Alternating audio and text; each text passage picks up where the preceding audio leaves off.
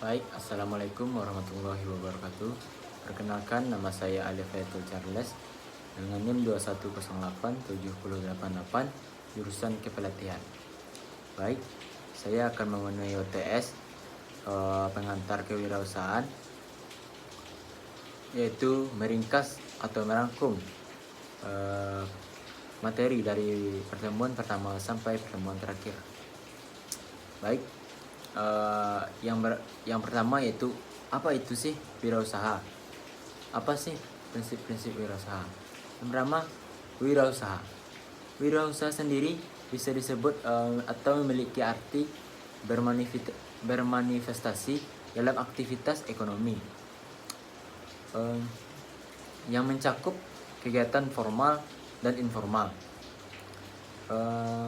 Aktivitas informal dan formal yang dapat menciptakan atau menghasilkan kesejahteraan bagi si pelaku wirausaha, dan juga dapat menimbulkan untung bagi orang-orang yang terlibat ke dalam wirausaha itu sendiri atau ke dalam kegiatannya. Dan wirausaha ini sendiri atau pewirausaha biasanya disebut sebagai entrepreneurship. Entrepreneurship itu apa sih? Entrepreneurship itu suatu ciri atau watak seseorang yang memiliki ide-ide atau gagasan, kreativitas, dan inovatif. Inovatif dalam bidang jual beli kah, mencari apa yang mau dijual kah. Pokoknya apapun pemikirannya itu kreatif dan inovatif. Dan seorang wirausahaan ini sendiri juga disebut sebagai inovator. Apa itu inovator? Inovator itu seseorang yang mampu memanfaatkan dan mengubah kesempatan menjadi ide. Kesempatan menjadi ide yang dapat dijual dalam bentuk apapun, atau dalam bentuk barang kah, atau dalam bentuk usaha, atau dalam bentuk jasa kah, gitu. Dan wirausaha ini memiliki seseorang wirausaha memiliki prinsip dalam dirinya. Di antara lain memiliki prinsip yang pertama, tekun, ulet, rajin, tidak patah semangat, pantang menyerah, memiliki kreativitas tinggi, memiliki inovasi yang bagus, memiliki ide-ide yang cemerlang, dan juga tidak luput dari kejujuran, karena kejujuran sangat penting dalam wirausaha. Selanjutnya, apa sih keuntungan seseorang berwirausaha? Yang pertama, kita pasti mencari cuan, atau bisa disebut juga mencari tambahan uang, karena seseorang entrepreneur dapat menghasilkan uang dari jerih payahnya sendiri.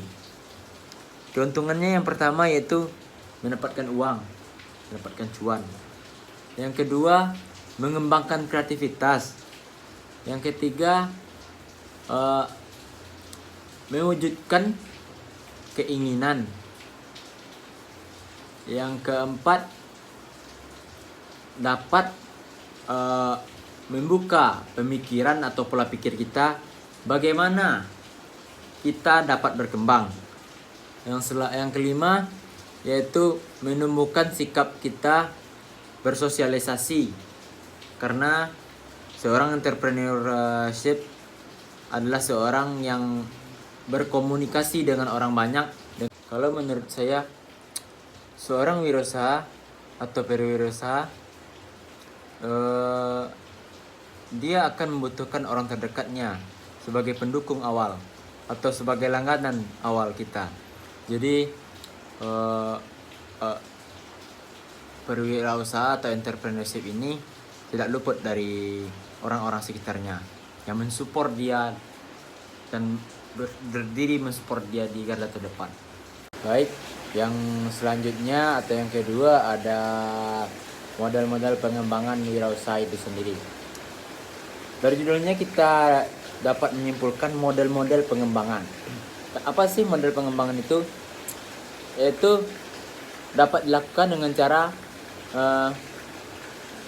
mengembangkan perilaku usaha yang berkualitas, dan juga dalam segi pengetahuan dan juga di dalam segi keterampilan.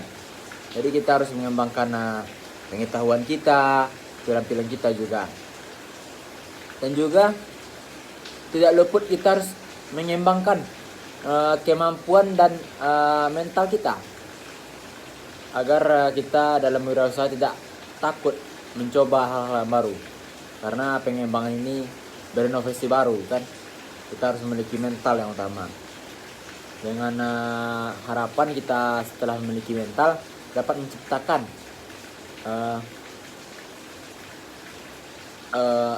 menciptakan kesuksesan atau keberhasilan, atau dapat menciptakan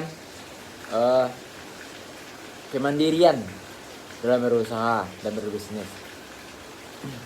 Dan juga kita dapat mengembangkan wirausaha lokan. Tidak hanya lokan ini dibuat seperti biasanya. Biasanya kan lokan dibuat seperti biskup kan. Kita dapat mengembangkan wirausaha lokan menjadi lokan rendang lokan gitu. Karena saya lihat potensi rendang lokan cukup baik dan juga cukup enak. Jadi kita dapat merendang lokan tersebut dan menjualnya dengan harga yang tinggi, seperti rendang sapi pada umumnya, karena rasanya pun tidak jauh berbeda. Ketiga, ada strategi kewirausahaan. Dari namanya saja strategi, cara kita berwirausaha atau langkah-langkah yang akan kita lalui atau akan kita jalani dalam wirausaha sendiri. Kita harus memiliki strategi step by step untuk mencapai kesuksesan. Dalam strategi dalam kewirausahaan, yang pertama kalau menurut saya, carilah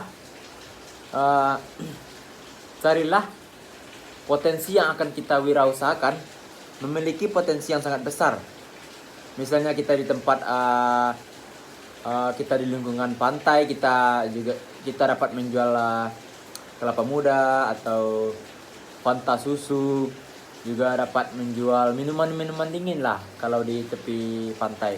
Itu lingkungannya tepi pantai.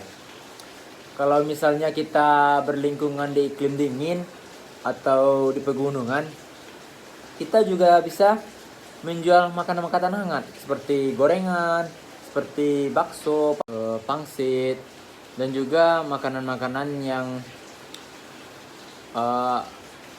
memberikan efek hangat lah. Seperti kalau dari minuman ini ada itu kalau di kampung saya disebut namanya sarobek, atau biasa disebut juga bandreks kalau bahasa Indonesianya. Keempat, ada etika dalam berwirausaha. Etika dalam berwirausaha, dari namanya sendiri, etika atau perilaku kita dalam berwirausaha. Seharusnya seseorang yang wirausaha atau wirausahawan harus mampu menjaga dan menciptakan suatu perilaku atau etika yang baik lah, sesuai dengan nilai-nilai norma dan nilai moral yang merupakan suatu komponen atau suatu hal yang penting dalam berwirausaha. Karena etika ini sangat penting dalam berwirausaha. Ketika kita memiliki etika usaha yang buruk, kita akan mengalami kesulitan. Contohnya kita plagiat atau mencimplak karya orang lain atau mencimplak resep orang lain, itu bisa mendapatkan masalah, bisa mendapatkan denda atau segala macamnya dari si korban.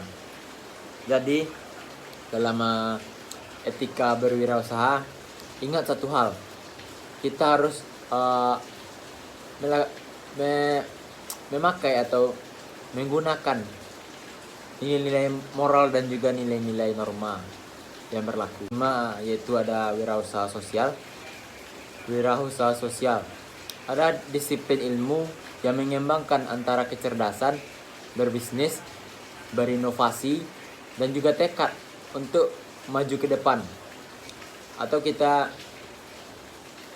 menekankan kecerdasan dalam berbisnis, inovasi kita dalam mengembangkan bisnis kita, dan juga tekad atau mental kita supaya kita maju dan juga supaya kita berhasil dalam suatu hal. Jadi tekad ini sangat penting karena suatu wirausaha tidak akan pernah mulus untuk selamanya. Dan yang terakhir yaitu kewirausahaan di era revolusi 4.0 atau era revolusi digital. Jadi era 4.0 ini wirausaha sangat banyak saya lihat pelaku-pelaku wirausaha melakukan bisnis online atau bisa disebut juga dengan bisnis yang tidur aja gitu kerjanya, hanya tinggal main HP gitu. Jadi dari kesimpulan kewirausahaan 4.0 ini adalah perubahan cara hidup manusia. Bagaimana manusia itu berubah cara hidupnya dari yang biasanya seseorang itu membeli barang ini ke tempat atau ke toko, sekarang beli barangnya lewat HP, lewat store online. Ada itu seperti Shopee, Lazada, dan lain-lain, banyak lagi. Dan juga diberikan diskon-diskon yang bagus. Jadi wirausaha di era 4.0 ini menguntungkan bagi yang memiliki toko online dan mematikan toko-toko yang ada di tepi-tepi yang ada di pasar. Bukan mematikan sih, tapi lebih mengurangi pemasukan gitu. Dan di era 4.0 ini juga manusia sangat mementingkan atau membutuhkan teknologi. Dan sebagai salah satu contoh manusia membutuhkan teknologi berwirausaha di 4.0 ini, yang pertama kita dapat berwirausaha dalam jualan barang, usaha jasa, dan usaha dalam jualan barang online ini sendiri itu seperti Shopee lah, Shopee, Lazada, ada apa itu lagi namanya, Shopee dan Lazada lah yang saya tahu. Dan wirausaha dalam era revolusi ini 4.0 atau teknologi yang canggih atau internet gitu, dalam bidang jasa seperti Gojek, kalau di Padang yaitu Maxim, ini sangat menguntungkan bagi umat atau bagi seluruh masyarakat. Jadi sebenarnya revolusi 4.0 ini sangat menguntungkan atau sangat produktif orang-orang yang dan sangat membantu seseorang ketika dalam masa pandemi seperti sekarang ini. Jadi revolusi 4.0 dalam wirausaha ini sangat mendukung atau sangat bagus kalau menurut saya wirausaha dalam 4.0 ini karena sekarang juga zamannya pandemi, jadi kita tidak boleh keluar rumah. Jadi menguntungkan bagi siapapun yang memakai wirausaha 4.0 ini. Yang saya berikan contoh tadi, kalau berwirausaha menjual barang, yaitu bisa di Shopee, Lazada, dan juga banyak toko-toko online ya. Sekarang saya lihat di FB jual-jual pakaian, jual-jual barang-barang ini, sweater atau segala macam. Dan untuk online-nya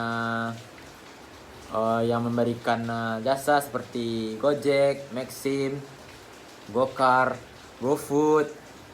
Itu sangat menguntungkan bagi orang-orang yang tidak bisa keluar rumah gitu. Jadi hanya itulah ringkasan dari saya. Kalau ada kata-kata saya yang salah mohon dimaafkan. Assalamualaikum warahmatullahi wabarakatuh.